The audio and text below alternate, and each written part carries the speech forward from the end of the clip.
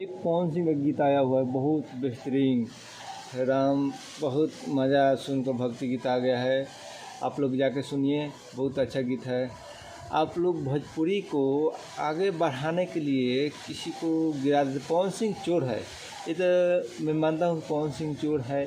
कैसे कह देते, श्याम रसिया का गीत एक गया है, चल चल तो रमाई से कहता नहीं, वो राधे श्याम रसिया मरवाया नहीं है स्ट्राइक, वो खुद का कौन सा चैनल टी सीरीज है जो ऑनर, वो अपने कॉपी क्लेम दे दिया है, इसके वजह से वो हटवा दिया है।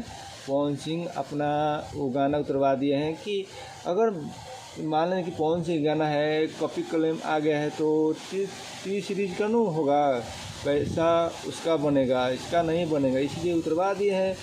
आप लोग बोलते हैं कि राधे श्याम रसिया स्ट्राइक मरवाए, नहीं, राधे श्याम रसिया नहीं मरवाए हैं, ये गलत बात है। आप लोग तो सही कम से कम न्यूज़ बताइए, राधे श्याम रसिया को ऐसा मत बोलिए। पवन सिंह तो एक गीत है कि जो आप लोग से निवेदन है कि आप लोग मत कीजिए। आप लोग ऐसे भी अफवाह फैला देते हैं, क्या ऐसा फैलाना चाहिए?